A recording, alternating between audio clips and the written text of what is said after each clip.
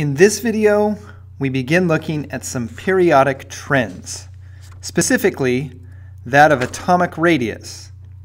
A periodic trend is just a pattern that can be observed from the elements that are on the periodic table. For example, the number of valence electrons follows a pattern.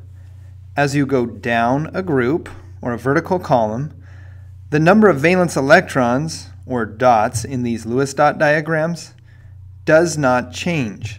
All elements in a group have the same number of valence electrons. As you go right across a period, or horizontal row, the number of valence electrons increases. So this is an example of a periodic trend, a pattern observed on the periodic table. Let's examine the pattern for atomic radius, or the distance between the center of an atom, called the nucleus, and the outermost electrons, called valence electrons. Very good. This graph shows a pattern for elements 3, 11, and 19, the first three alkali metals. The graph shows the radius of these elements increases. Let's see if we can show why this is true.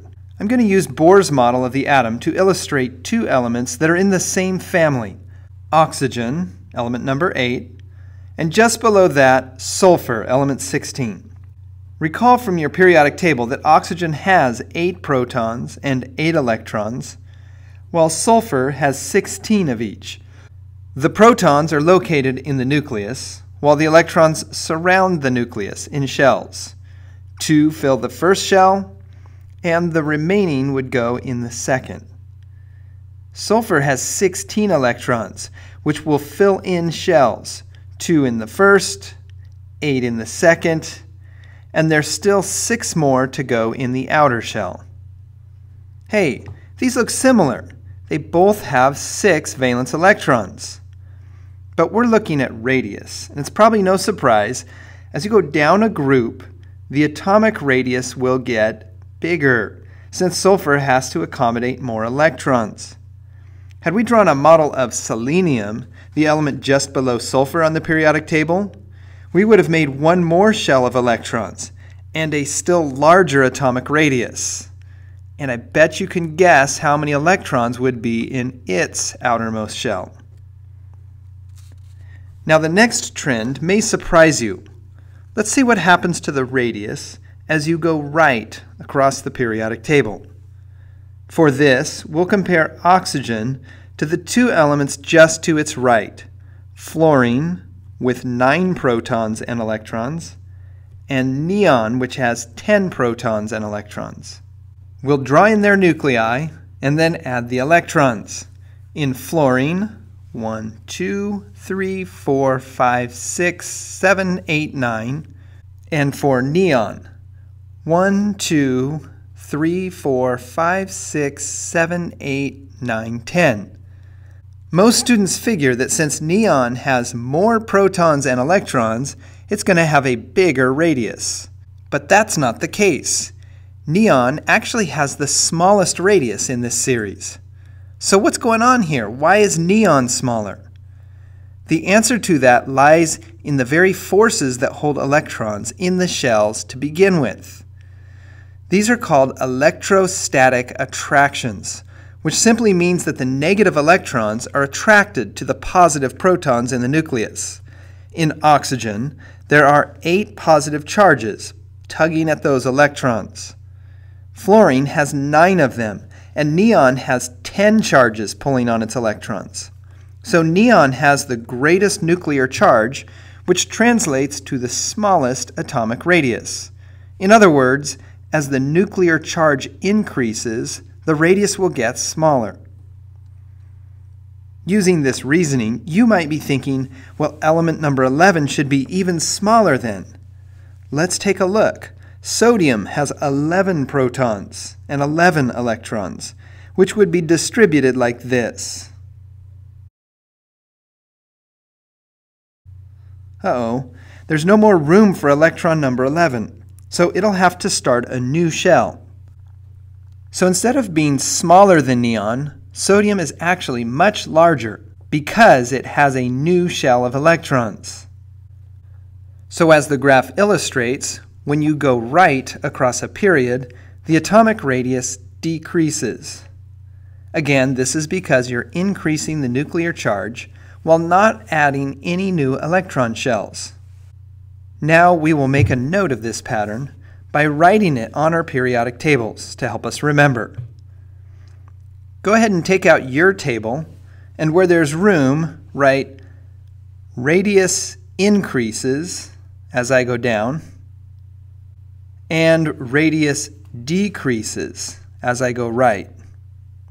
Okay, so using the trend that we just wrote, let's try this problem. It says, put the following atoms in order from smallest to largest radius. And we'll do this for phosphorus, magnesium, oxygen, and calcium. Pause the video and see if you can do this for yourself.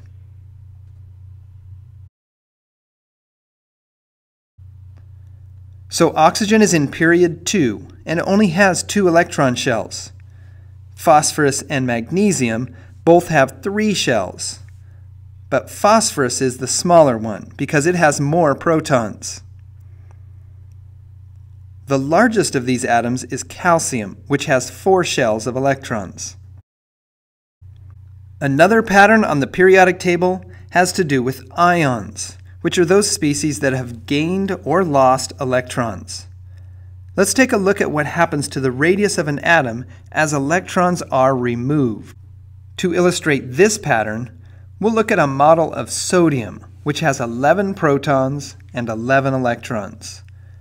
The electrons fill in the shells this way, with the first 10 in the first 2 shells and the last electron in the 3rd shell. We'll also examine magnesium with its 12 electrons. When sodium forms an ion, it tends to lose 1 electron, which gives it a very stable electron arrangement. Losing that 1 electron actually removes the entire outer shell, causing a significant decrease in the radius. Magnesium tends to lose 2 electrons to achieve that stable electron arrangement. The loss of these electrons also removes an entire electron shell, and it too gets much smaller. This illustrates the pattern for removing electrons. As you remove an electron, the radius decreases. So what about adding an electron? Let's illustrate this process with oxygen and fluorine atoms. Oxygen is element 8 with 8 protons and electrons. Fluorine is element number 9. These atoms also tend to form ions, though they're going to gain electrons. Oxygen usually gains 2 electrons to fill the outer shell, while fluorine will gain 1. And when this occurs, we change the name from oxygen to oxide. Fluorine becomes fluoride. What we want to know is what happens to the size of the atom when this occurs. Well, adding extra electrons causes extra repulsion in the electron shells, and the electrons accommodate this by spreading out more. So adding electrons causes an increase in the radius. Finally, let's consider species that are called isoelectronic, which literally means same electrons. And to help illustrate this, I'll add one more model, that of neon. Neon has 10 protons and 10 electrons. Now let's compare each of these. And to simplify writing them, I'm going to use symbols, like Ne for neon. The symbol for fluorine is F, but since fluoride has an extra electron, we'll write it with a minus sign. Oxygen has 2 extra negative electrons, so it's written O2-. The sodium ion has lost an electron. It has more protons than electrons now, so its symbol is Na+. and magnesium, which has lost 2 electrons, is symbolized Mg2+. Let's talk about how those different species are alike. Notice that every one of these has the same electron arrangement. 2 electrons in the first shell and 6 in the second. Because they have the same electron structure, we call them isoelectronic. Does this mean they're all going to be the same size? Nope. Check out the nucleus in each of these. Magnesium ion has 12 protons pulling on the electrons, while oxide only has 8.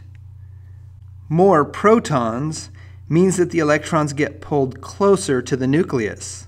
So Mg2+ is smaller than O2-. We say that magnesium has a larger nuclear charge. So the isoelectronic atoms that are the smallest have the most protons. This equates to the strongest pull on the electrons. So let's put these in order of increasing radius. The smallest of these is Mg2+, with 12 protons pulling on its electrons. Next is Na+, with 11. Then Ne, F-, and finally O2-, which has the fewest protons of the group. So its electrons are spread out the furthest. So for a final check, you try putting these in order of increasing atomic radius. Pause the video now and try this one on your own.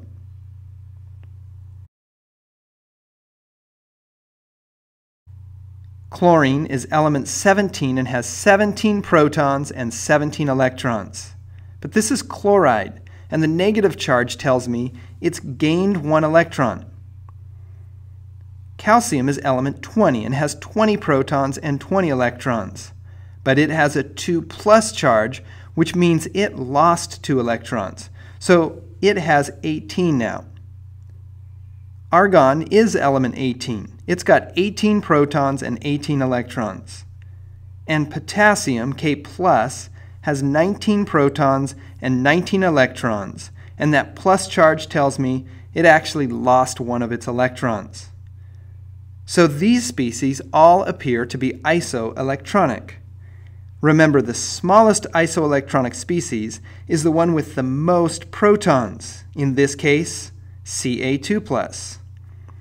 Next comes K+, then Ar, and finally Cl- ion.